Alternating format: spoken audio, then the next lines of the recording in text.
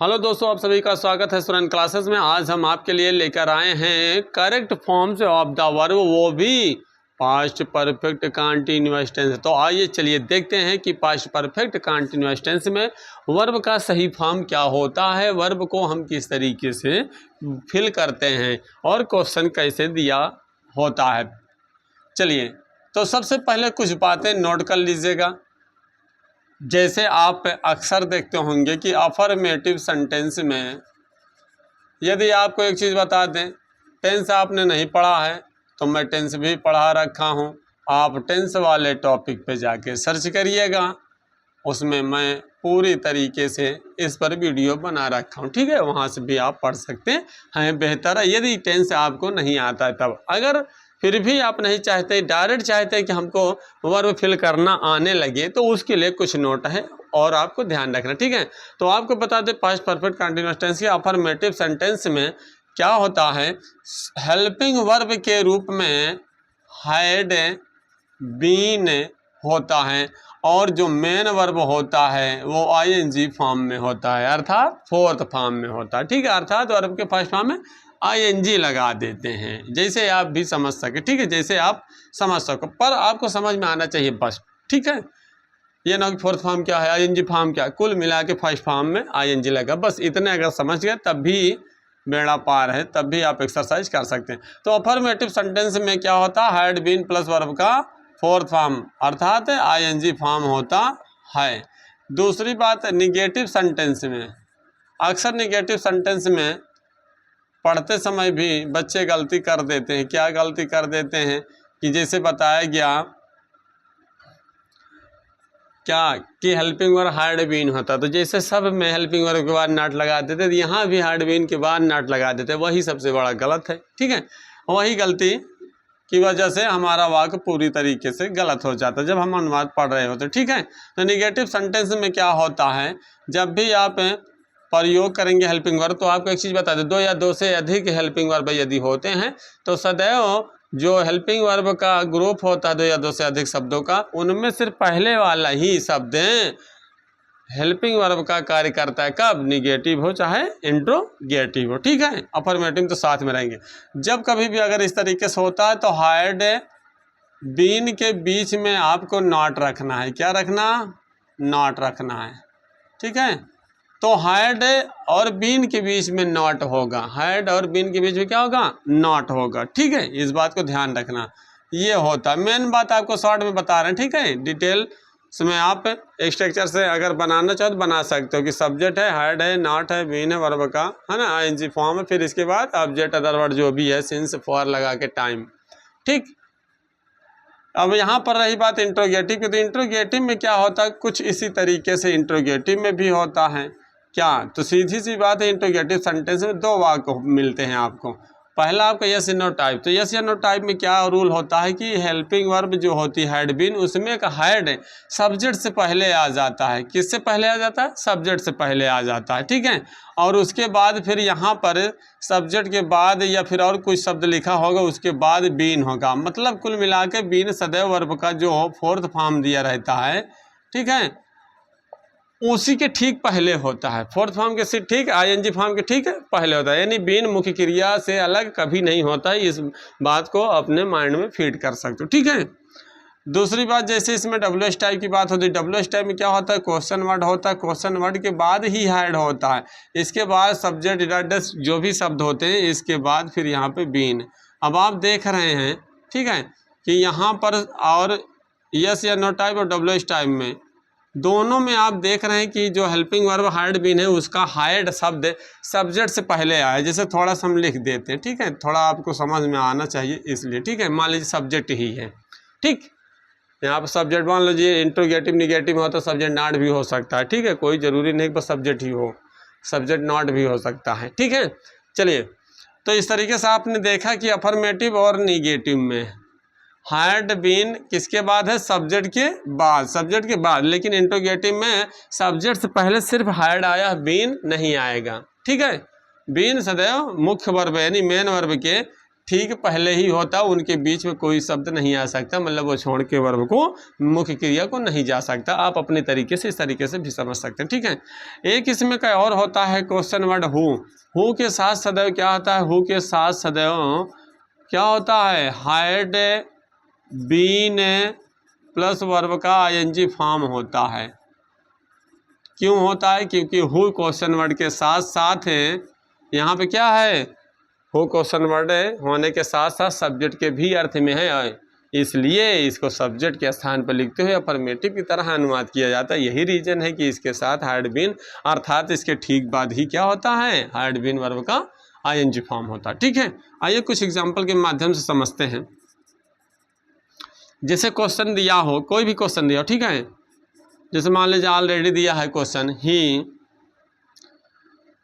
Dash dash करके दे दें, ठीक है, डैश डैश करके कुछ भी दे सकता है, ठीक है। जैसे मान लीजिए डैश डैश दिया है, यहाँ पर दिया है रीडिंग है, सॉरी यहाँ पर दिया है डैश डैश करके आ बुक सिंस मॉर्निंग, और यहाँ पे दिया है रीडिंग, मान लीजिए रीड दिया, ठीक है। ब्रैकेट में यहाँ भी दे सकता है और इस डैश डैश के बीच में भी ब्रैकेट में करके दे सकता है, ठीक है। क्वेश्चन इस तरह भी हो सकता है और उस तरह भी हो सकता है। तो यहाँ पर आपको करना क्या है, रीड का सही फॉर्म भरना है। अगर आप अपनी किताब में देखेंगे तो पास्ट परफेक्ट कंटीन्यूअस टेंस के अंतर्गत जो भी वाक्य दिया होगा उसको किस तरीके से फील करोगे, ठीक है, किस तरीके से फील करोगे। अगर आप उसको बाकायदा वर्ब का सही फॉर्म भर पा रहे हैं तो बोर्ड पेपर में आपको समस्याएं नहीं होगी, ठीक है। तो यहाँ पे हमें रीड का सही रूप भरना है, यानी रीड वर्ब का हमें सही फॉर्म भरना है। सही फॉर्म भरने का मतलब ये नहीं कि फर्स्ट सेकंड थर्ड फॉर्म हो गया, नहीं, इसके साथ साथ हमको ये भी देखना है कि हेल्पिंग वर्ब सहित मेन वर्ब क्या होती है। मान लीजिए न दिया हो, हेल्पिंग वर्ब दिया है तो ठीक है। मान लीजिए ऑलरेडी अगर यहाँ पे हैड दे रखा है तब तो कोई बात नहीं है, हैड दिया, लेकिन फिर भी देखो अधूरा है, क्यों बात नहीं है, क्योंकि भाई हेल्पिंग वर्ब क्या होती है, पास्ट परफेक्ट कंटीन्यूअस टेंस की हैड बीन होती है मुख्यतः। तो यहाँ पे आप देख रहे हैं कि हैड बीन है, तो क्या करेंगे, तो रीड का सही फॉर्म बनने के लिए आपको बताया कि अफर्मेटिव हो चाहे नेगेटिव हो, उसमें आपको यह ध्यान देना कि सब्जेक्ट के बाद होगा। तो यहाँ पे देख रहे हैं हैड बीन वर्ब का आईएनजी फॉर्म, तो यहाँ पर हमको भरना had been reading, had been reading, तब जाकर होगा कि वह सुबह से किताब पढ़ रहा था, ठीक। तो रीड का यहाँ पर क्या करेंगे, सही फॉर्म किस तरह से हमने भरा, हैड बीन, यानी हेल्पिंग वर्ब सहित मुख्य क्रिया को सही सही भरना है, तभी आप वर्ब का सही फॉर्म सही तरीके से भर पाओगे, जब आपको हेल्पिंग वर्ब भी पता होना चाहिए, ठीक है। दूसरा क्वेश्चन जैसे कुछ इस तरीके से कभी बाय द वे दे दें, जैसे मान लीजिए कभी by the way dash dash करके यहाँ पे नॉट कर दे, फिर और डैश डैश करके, ध्यान से समझना, फिर डैश डैश करके यहाँ पर जो है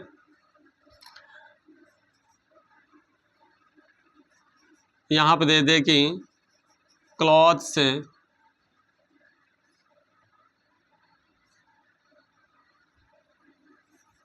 फॉर 2 आवर, और यहाँ पर वॉश दे दे, क्या दे दे, वॉश, वॉश का मतलब क्या होता है, सबको पता है, धुलना, ठीक है। तो यहाँ पे देख रहे हैं कि I am dash dash not clothes for 2 hours, तो यहाँ पे फॉर और सिंस से ही आप समझ पा रहे हैं कि ये पास्ट है, सॉरी यो क्या है कि सिंस और फॉर से आप समझ पा रहे हैं कि ये क्या है, परफेक्ट कंटिन्यूअस टेंस है, क्या है, परफेक्ट कंटिन्यूअस टेंस है।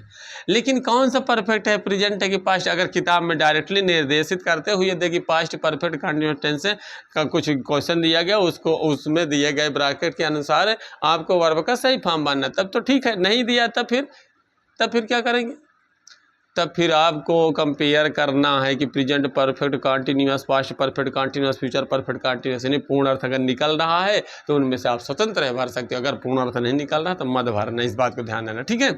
चलिए, तो यहाँ पे 2 डैश डैश हो गया, क्यों, अब आपको अभी हमने बताया कि याद रखना अगर निगेटिव होगा तो हैड बीन के बीच में नॉट होता, हैड बीन के बीच में नॉट होता है, तो इसका मतलब यहाँ पे हैड होगा और यहाँ पे क्या हो जाएगा, बीन। और अगर बीन है तो मेन वर्ब भी यहाँ होगा, लेकिन मेन वर्ब किस तरीके से होगा, आईएनजी लगा के, वॉशिंग, समझ में आई बातें, इस तरीके से आप क्या कर सकते हैं, वर्ब का सही रूप भर सकते हैं। जैसे एक आध क्वेश्चन और देखते हैं। जैसे मान लीजिए क्वेश्चन इस तरीके से दिया हो, हैड दे डैश डैश करके, ठीक है, डैश डैश करके यहाँ पर जो है आप क्रिकेट फॉर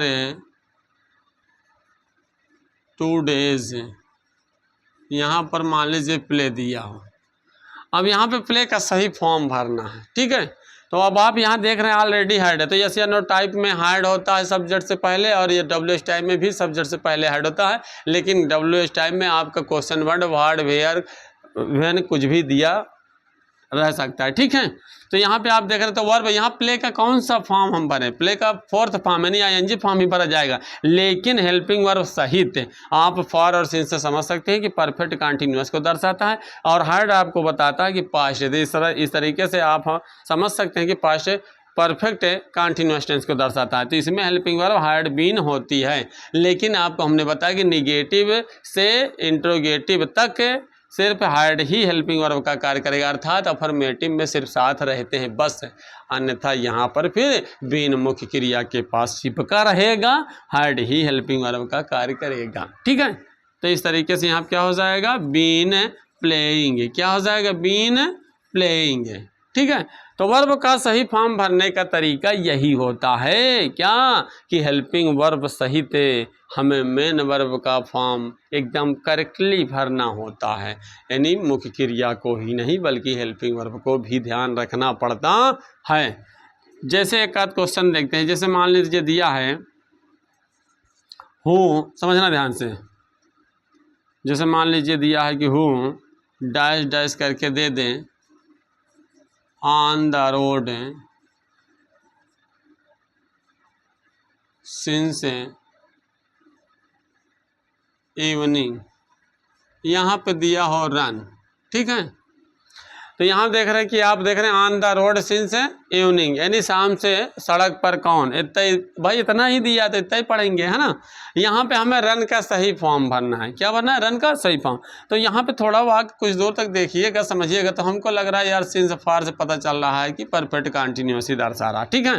तो रन का हमें सही फॉर्म भरने के लिए आपको हमने बताया कि हु के साथ भी हेल्पिंग वर्ब हैड बीन और वर्ब का ING फॉर्म होता है। क्यों, क्योंकि यहाँ पर सब क्वेश्चन वर्ड के, अब सब क्वेश्चन वर्ड की तरह है, ये हु क्वेश्चन वर्ड नहीं होता है। क्यों, जैसे व्हाट है, व्हेन है, वेयर है के बाद हैड होता तब सब्जेक्ट मिलेगा आपको, लेकिन हु के बाद directly helping verb had been ही होगा। क्यों, क्योंकि हु सब्जेक्ट की जगह पे लिखा जाता है, अर्थात हु क्वेश्चन वर्ड का प्रयोग सब्जेक्ट की जगह पर एक वचन के अर्थ में करते हुए अफर्मेटिव सेंटेंस की तरह अनुवाद इसका होता है। यही रीज़न है कि यहाँ पर अफर्मेटिव की तरह होने की वजह से, जैसे यहाँ पर सब्जेक्ट के बाद हैड बीन इकट्ठा है, वैसे हु के बाद भी हैड बीन इकट्ठा लिखा जाएगा, और मेन वर्ब का ING फॉर्म हो जाएगा रन।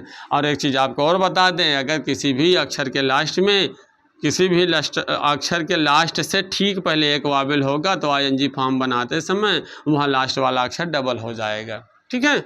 इस बात को ध्यान रखना। इस तरीके से आज हमने पास्ट परफेक्ट कंटिन्यूअस टेंस में वर्ब का सही फॉर्म भरना सीखा, और हमें उम्मीद है, आशा है कि आपने बेहतर सीखने का प्रयास किया। आप वीडियो पर अंत तक बने रहें, इसके लिए आपको बहुत बहुत धन्यवाद।